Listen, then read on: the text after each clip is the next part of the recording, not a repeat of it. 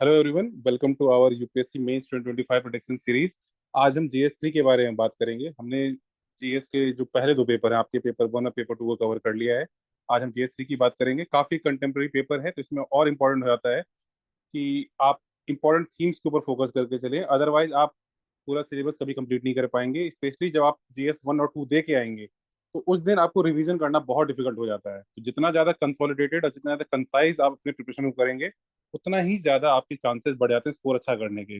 GS 3 में देखा गया रिसेंट ईयर्स में स्कोर लोगों का कम आया है, तो इसलिए please focus on important things और लिमिटेड चीजें पढ़िए, और उसके related data facts value addition वाली चीजों के ऊपर ज्यादा फोकस करना है आपको। ठीक है, एज डिस्कस जीएस 3 के बारे में हम आज बात करेंगे। जीएस 3 के पेपर में एक चीज पे आप फोकस करेंगे कि कंटेम्प्रेरी थीम से मैक्सिमम क्वेश्चंस आते हैं, ये आप ध्यान में रखेंगे। तो लेफ्ट विंग एक्सट्रीमिज्म जो होम मिनिस्ट्री का नया मूवमेंट है, दैट नक्सल जो मूवमेंट है उसको फिनिश करना है बाय 31 मार्च 2026। तो ये याद रखना है आपको, ये बहुत इंपॉर्टेंट थीम है।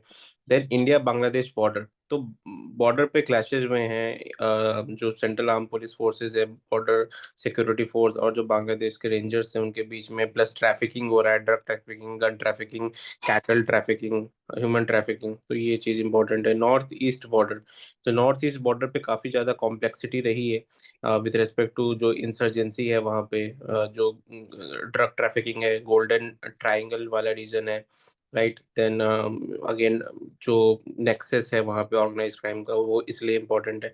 Cyber crime trends, digital arrest, ransomware, certain directive. तो ये साइबर क्राइम ट्रेंड है, तो ये जो new dimension of global warfare, ये ध्यान रखना है आपको। और डिजिटल अरेस्ट के बहुत सारे एग्जांपल्स हमारे लिए पिछले साल थे। प्रोमिनेंट बिजनेसमैन भी डिजिटल अरेस्ट हुए हैं। तो गवर्नमेंट ऑफ इंडिया की एक मुहिम थी about ending this nexus.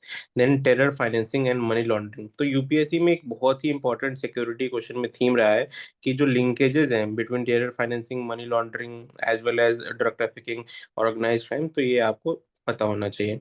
Then drone as threat surveillance, तो ड्रोन का यूज जैसे इंडिया पाकिस्तान कॉन्फ्लिक्ट में हुआ, प्लस उसके बाद जो थ्रेट सर्वेलांस रेकी के लिए यूज किया जाता है, चाइनीज मेड ड्रोन्स हो गए, या फिर जो यूक्रेन रशिया वॉर में यूज हुआ है ड्रोन का, तो drone is very important topic this year.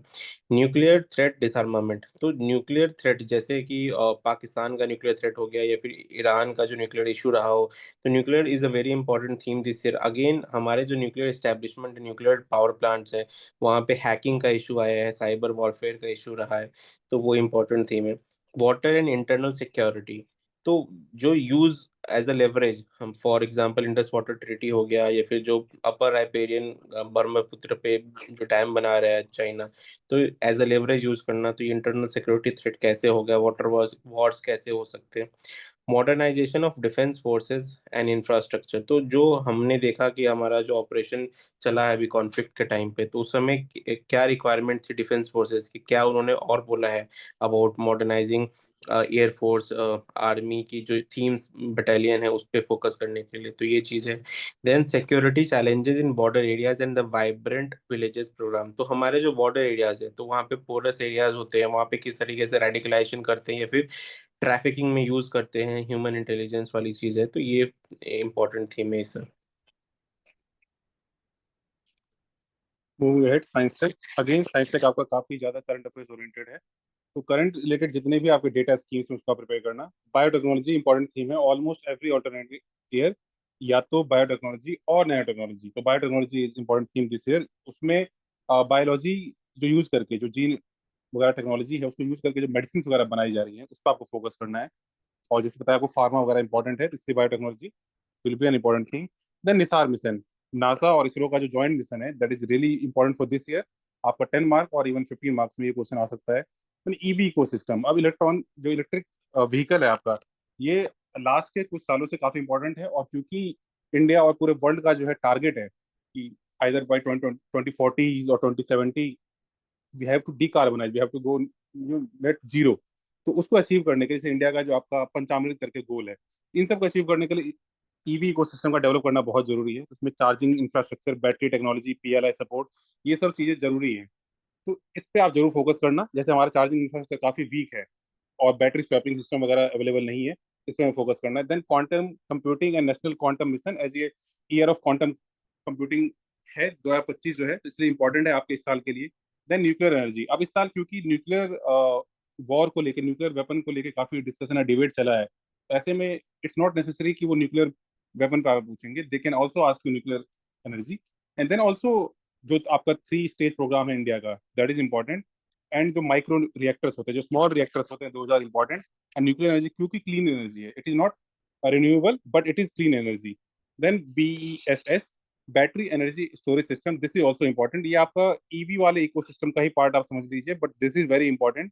Then nanotech, अब इसमें नैनोटेक का जो मेन फोकस, वैसे तो हर साल आप जैसे हमने कहा बायोटेक और नैनोटेक से ये क्वेश्चन आने के चांसेस वेरी हाईली लाइकली, इसमें with special focus on defence, क्योंकि इंडिया का जो है डिफेंस सेक्टर पे प्रायोरिटी बढ़ गई है, फोकस बढ़ गया है, so that is why it is very important. Okay. Okay, moving on the next theme, Gaganyaan. तो गगनयान मिशन जो है आपका इसरो का, वो इम्पोर्टेंट है इस साल। प्लस स्पेस में हमारे एक एस्ट्रोनॉट गए थे, right? So that was very unprecedented event, तो वो इस साल के लिए इम्पोर्टेंट थीम है। Indigenization of defence technology.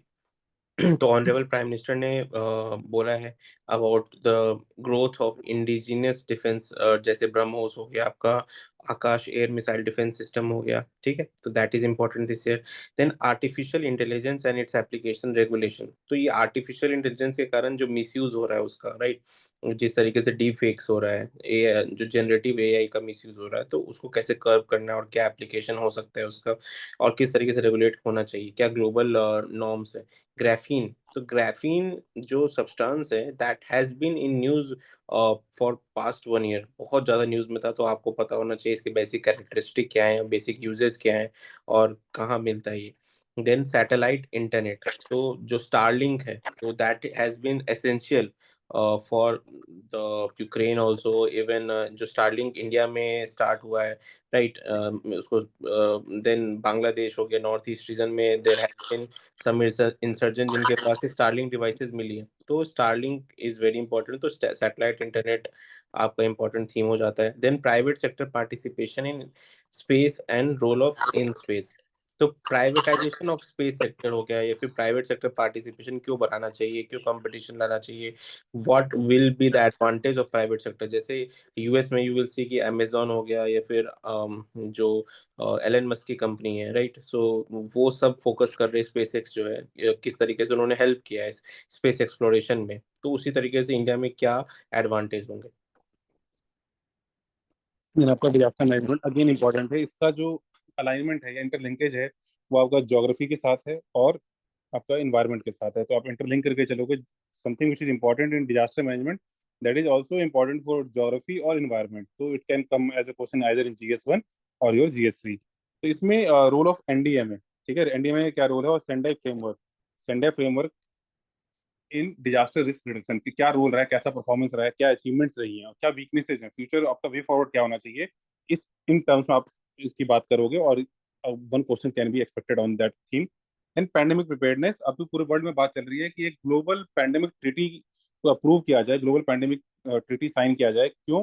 Because almost every expert, many of the experts have said कि world is on the verge of another pandemic, कभी भी एक नेक्स्ट पैंडेमिक आ सकता है। ऐसे में वी शुड बी प्रिपेयर्ड कि अचानक से कोई अगर ऐसा पेंडिंग आता है तो we should not panic. Then landslide again, this was also covered in GS1 paper, तो लैंडस्लाइड इंपॉर्टेंट है, केरला में आया था, और भी मल्टीपल इवेंट्स ऐसे हुए हैं। वेस्टर्न घाट या हिमालय रीजन को माना जाता है, these are very sensitive regions, तो इंपॉर्टेंट है। Then earthquake and earthquake solve, again either in GS1 और GS3 इट कैन कम। दिल्ली में देखा गया था, टर्की वगैरह में अर्थक्वेक आया था, very important. Then heat wave mitigation and management, अब this year you would have notice कि इस साल टेम्परेचर उतना हाई नहीं गया नॉर्थ इंडिया में, बारिश वगैरह जल्दी आ गई, मानसून का जो है अर्ली अराइवल हुआ, बट दैट डजंट मीन कि it has reverse the trend. Heat wave almost every year का एक फिनोमेना है, तो आपको उसको कैसे हैंडल करना है या उसको लेकर क्या इनिशिएटिव्स लिए गए हैं, जैसे मान लो ग्रीन बिल्डिंग्स की बात हो गई या heat wave action plan Ahmedabad का हो गया, इस तरह की चीजें आपको प्रिपेयर करनी है। Then technology and disaster management, technology मैंने बार बार कहा, टेक्नोलॉजी का application almost every sphere is very important, तो उसका डिजास्टर मैनेजमेंट में कैसा रोल है कि आप ड्रोन को यूज कर सकते हो सर्वेलेंस के लिए या हेल्प प्रोवाइड करने के लिए, मेडिकल एड प्रोवाइड करने के लिए। देन AI वगैरह वाली चीज हो गई, आप मॉडल बना सकते हो जिसमें प्रिडिक्ट कर सकते हो आप। इंडस्ट्रियल डिजास्टर, तमिलनाडु में, आंध्रा में, कई जगह पे ऐसा देखा गया कि इंडस्ट्रियल डिजास्टर हुआ, in fact even in Maharashtra, so you should be prepared for that. Now coming to environment section, बहुत ही कंटेम्प्रेरी क्वेश्चन यूपीएससी पूछता रहा है इस सेक्शन से। Then UN high seas treaty that has been in news and very important theme this year, climate finance. तो USA का जो एक्शन है disregarding climate challenges, climate change related issues, तो क्लाइमेट फाइनेंस बहुत इंपॉर्टेंट है इस साल। कोरल ब्लीचिंग, तो fourth mass coral bleaching event that has happened, ठीक है। तो कोरल ब्लीचिंग क्या होता है and where are corals in India and world में देखोगे तो कहाँ होता है, ऑस्ट्रेलिया में है ग्रेट कोरल जो साइट है आपका, ठीक है। फिर ग्रीन हाइड्रोजन एनर्जी, तो ग्रीन हाइड्रोजन जो है वो फ्यूचर एनर्जी बोला जाता है, very clean form of energy, right, one of the most clean form of, plus India का बहुत एज हो सकता है अगर ये फ्यूचर एनर्जी रिसोर्स को हार्नेस करे। Next, genetic resources and traditional knowledge, तो genetic resources and traditional knowledge पे इंडिया में एक स्टडी हुई, राइट, पिछले 2-3 साल में वो बहुत ज़्यादा प्रोमिनेंट था, अर्लियर वर्ल्ड में भी स्टडी हुई थी, ठीक है। तो इस कारण से ये इंपॉर्टेंट है। प्रोग्रेस टुवर्ड्स पंचामृत गोल, तो एक आपने न्यूज़ देखा होगा कि हमने अचीव किया है एक टारगेट जो हमने पंचामृत गोल में डाला था, पहले ही हमने अचीव कर लिया है अबाउट रिन्यूएबल एनर्जी रिसोर्सेज। तो इस कारण से ये आपको पता होना चाहिए कि क्या हमारा स्टेटस है with respect to these goals. Then air pollution. The last year water pollution, water related things were very important in paper. तो पूछा था, इस साल आप एक्सपेक्ट कर सकते हो कि एयर पॉल्यूशन चैलेंजेस एंड जो आपके बॉडीज हैं जो फोकस करते हैं एयर एक्ट क्या है, ये इस साल इम्पोर्टेंट थीम है। देन COP29 UNFCCC का जो ये बैठक हुआ उसमें जो लॉस एंड डैमेज के ऊपर कंट्रीज का एग्रीमेंट था, प्लस इंडिया स्पेसिफिक क्या चीजें हुई इसमें, ये इम्पोर्टेंट है। Then carbon market, carbon trading and green credit, तो कार्बन मार्केट को यूटिलाइज करना for the this green related mechanism, ठीक है, जो आपके इस COP में भी हाईलाइट हुआ था। तो ये India is focusing on its own internal carbon market, तो ये इंपॉर्टेंट थीम है। Then amendments to the biological diversity act 2002, तो ये बहुत ही इंपॉर्टेंट एक्ट था जो इंडिया में आया था प्रिजर्वेशन के लिए, जो बायोलॉजिकल डाइवर्सिटी है और अलाइन करने के लिए ग्लोबल नॉर्म्स के अकॉर्डिंग। तो इसमें कुछ अमेंडमेंट्स हुए हैं और वो अमेंडमेंट आपको पता होना चाहिए। एन इकोनॉमिक, जो आपका हाईएस्ट वेटेज है जीएसटी के पेपर में, इसमें जो कुछ थीम्स हैं जिसको हम प्रेडिक्ट कर सकते हैं, जो काफी इंपॉर्टेंट है, almost every year they are getting repeated. Inclusive growth काफी इंपॉर्टेंट है, इस पे जो ओईसीडी का आपका डेफिनेशन है या किसी भी फेमस ऑर्गेनाइजेशन का definition that you can prepare. Then jobless growth की ग्रोथ हो रही है, कंट्री जो है ग्रो कर रही है faster, in fact one of the fastest growing economy है, but at the same time level of जो जॉब जनरेशन का लेवल है वो स्लो है। तो आप जब एक कंट्री के पास इतनी हाई पॉपुलेशन हो, तो ऐसे में this is a very dangerous situation, तो we should be not be in a situation जहाँ पे जॉबलेस ग्रोथ हो। इस पे आप प्रिपेयर करेंगे कंटेंट अपना। Then financial inclusion, especially financial inclusion कैसे सस्टेनेबल डेवलपमेंट वगैरह में हेल्प करता है, फाइनेंशियल इंक्लूजन के क्या फायदे हैं और इंडिया का क्या अचीवमेंट है, that is important. Then consumption, recent years में कंजम्पशन जो है, आपका कंजम्पशन एक्सपेंडिचर डिक्रीज हुआ है, specially rural demand, rural expenditure कम हुआ है, और उससे इम्प्लीकेशन क्या है कंट्री की इकोनॉमी पे, that is very crucial. Then direct tax and reforms, India का जो टैक्स कंप्लायंस है, जो टैक्सेशन रेट है, रेट एज इन जो कवरेज रेट है वो काफी कम है। तो इसको कैसे बढ़ाया जाए, इसको इसमें रिफॉर्म्स क्या क्या रिक्वायरमेंट है, इसकी बात होगी, जो रैशनलाइजेशन की बात है। देन सिमिलरली जो जीएसटी है आपका, जीएसटी की रैशनलाइजेशन की बात है कि रेट्स का रैशनलाइजेशन होना चाहिए, मल्टीपल रेट जो आपका 4-5 रेट है वो नहीं होने चाहिए उतने। देन इन्फ्लेशन, अब इन्फ्लेशन काफी इंपॉर्टेंट है क्योंकि पूरी इकोनॉमी पे इसका इम्पैक्ट रहता है, आपकी परचेजिंग पावर पे इम्पैक्ट होता है, आपकी इनकम पे इम्पैक्ट होता है। तो monitoring policy monetary policy committee, and then आपका इन्फ्लेशन टारगेटिंग, कैसे इन्फ्लेशन टारगेट किया जाता है, तो आरबीआई की क्या पॉलिसी है, कैसे एक्ट करते हैं। इनफैक्ट रिसेंटली आरबीआई ने अपनी पॉलिसी को जो सेम रखा है, तो इनका क्या इम्पैक्ट है, ये चीज इंपॉर्टेंट है। And capital market, again we have covered in past as well, जैसे हमने बताया था सेबी वगैरह इंपॉर्टेंट है इस साल के लिए। जो आपका शेयर मार्केट वगैरह वाली चीजें हैं वो आपको पता होनी चाहिए, क्या बेनिफिट है, क्या नुकसान होगा, साइज का क्या फर्क पड़ता है। अब जैसे यूएसए टैरिफ लगा रहा है हमारे ऊपर, तो उसका क्या इम्पैक्ट हो रहा है हमारी इकोनॉमी के ऊपर, हमारे मार्केट के ऊपर, that is very crucial. Then FTA, again IR वाले में इंपॉर्टेंट है और ये आपके इकोनॉमी वाले में भी इंपॉर्टेंट है कि एफटीए का क्या रोल है, एफटीए कैसे रेलिवेंट है, और what what kind of achievement we have made. जैसे इंडिया और यूके का एफटीए अभी रिसेंटली साइन हुआ है, and USA is in progress, in pipeline.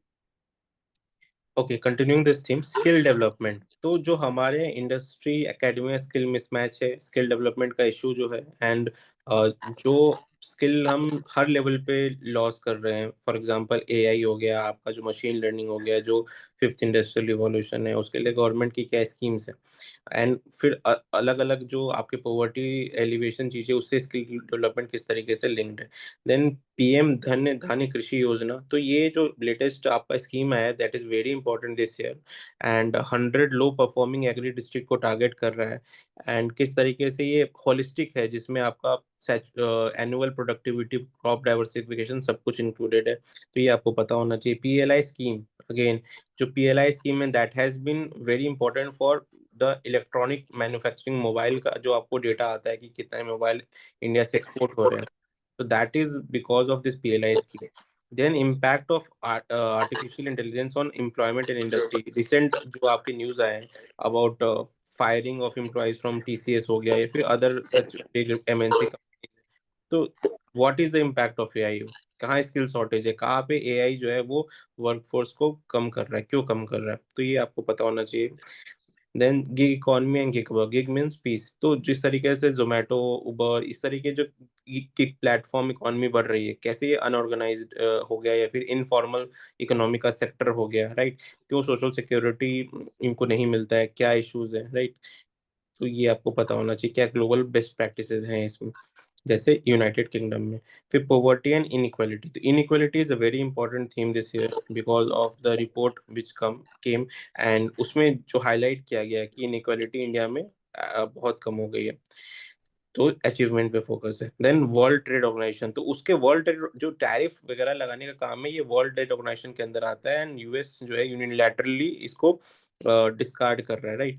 तो जो आपके एग्रीकल्चर बॉक्सेस होते हैं, 3 बॉक्स होते हैं, राइट? वो क्या, एम्बर बॉक्स क्या होता है, ब्लू बॉक्स क्या होता है, ये आपको पता होना चाहिए। प्लस वर्ल्ड ट्रेड ऑर्गेनाइजेशन में क्या मैकेनिज्म है ग्रीवांस रेड्रेसल का, ये आपको पता होना चाहिए। देन आपका अगेन ईवी और एनर्जी इंफ्रास्ट्रक्चर, ये आपका आप इसको बेसिकली काउंट कीजिए कि जीएस3 में आने वाला है। अब इसमें अगर इकोनॉमी से आएगा क्वेश्चन, तो रिक्वायरमेंट वगैरह क्या है, फाइनेंशियल जो एस्पेक्ट्स हैं इसके, उनको लेके क्वेश्चन बन सकता है। Then national critical mineral mission, ये स्कीम कैसे बेनिफिट कर रहा है और कैसे क्रिटिकल मिनरल वगैरह को हम प्रोडक्शन वगैरह प्रमोट कर सकते हैं। जो ईवी वाला जो पूरा आपका सिस्टम है, और जो सेमीकंडक्टर वाला जो पूरा मिशन है, नेशनल सेमीकंडक्टर मिशन, वो सारी चीजें इसके ऊपर बेस्ड रहेंगी। तो क्रिटिकल मिनरल काफी इंपॉर्टेंट है। देन नेशनल वाटरवेज इंफ्रा पे यूपीएससी क्वेश्चन पूछता रहा है इस बार। वाटरवेज के चांसेस हैं, क्योंकि जो रिवर लिंकिंग वाला प्रोग्राम है वो भी इस बार न्यूज में है। तो ऐसे में national waterways are very important.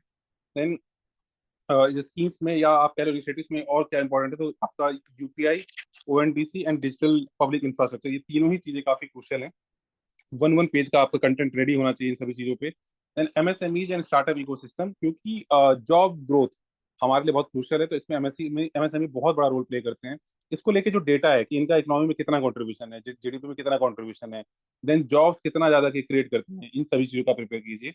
Then Viksit Bharat at 2047, it can ask UPSC, जैसे रिसेंट ईयर में ट्रेंड रहा है कि गवर्नमेंट की अचीवमेंट या क्या सा प्रोग्रेस रहा है चीजों को लेके, ये पूछा जा सकता है। तो ऐसे में यूपीएससी कैन आस्क कि 2047 तक इंडिया कैसा हो सकता है और उसमें क्या चैलेंजेस हैं या क्या पाथवे फॉलो करना चाहिए। ठीक है। Then India semiconductor mission, ISM जो है आपका, ये इंपॉर्टेंट है। इंडिया प्लान कर रहा है कि हम इंडिया में सेमीकंडक्टर या electronics manufacturing, semiconductor chip fabrication and all जो है डेवलप किया जाए, क्योंकि हम हमारा डिपेंडेंस जो है आउटसाइडर्स पे, या यूएसए हो गया, चाइना हो गया, ताइवान हो गया, उनके ऊपर ज्यादा है, which we want to reduce, and that is very crucial even for security and safety of our critical infrastructure।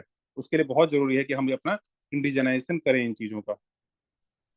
Now continuing this theme, तो ये legal guarantee for minimum support prices, तो ये बहुत इंपॉर्टेंट थीम है। Farmers का बहुत ज्यादा demand रहा है कि लीगल गारंटी मिलना चाहिए अक्रॉस ऑल क्रॉप्स, ठीक है? देन एग्रीकल्चर एक्सपोर्ट्स, तो यूएस ने जो टैरिफ लगाया है, तो मैक्सिमम जो हमारे को इशू होगा वो एग्रीकल्चर एक्सपोर्ट्स पे ही होगा, बिकॉज यूएस बहुत बड़ा मार्केट रहा है हमारे एग्रीकल्चर एक्सपोर्ट्स के लिए। फिर पोटेंशियल क्या होगा, पॉलिसी सपोर्ट क्या है इंडिया में, एंड नॉन टैरिफ बैरियर्स क्या होते हैं, जैसे फाइटोसैनिटरी बैरियर्स हो गए। फिर नेचुरल फार्मिंग, इसमें आप ये भी इंपॉर्टेंट समझ के चलिए कि जीएम, जेनेटिक मॉडिफाइड क्रॉप्स, ये बहुत इंपॉर्टेंट है बिकॉज़ यूएस के साथ जो हमारा डील नहीं हुआ उसमें जीएम क्रॉप्स भी बहुत इंपॉर्टेंट इश्यू था। देन नेचुरल फार्मिंग क्या होता है, ये इंपॉर्टेंट थीम रहा, यूपीएससी बहुत बार इससे क्वेश्चन पूछ चुका है। फिर PDS public distribution system and reforms, क्या पीडीएस में रिफॉर्म्स हुए हैं, क्या होता है? क्या food availability, food affordability, food accessibility क्या फेजेज़ रहे हैं ग्रीन रिवॉल्यूशन का? देन फूड प्रोसेसिंग, उसका क्या पोटेंशियल है, क्या प्रोग्रेस है इंडिया में, क्या डेटा है उसका फूड प्रोसेसिंग का, क्या अपॉर्च्युनिटी है फूड प्रोसेसिंग सेक्टर में? Digital agriculture mission, how it will benefit agriculture, ये इंपॉर्टेंट है। लाइव स्टॉक और डेयरी में से आप एक क्वेश्चन एक्सपेक्ट कर सकते हो इससे।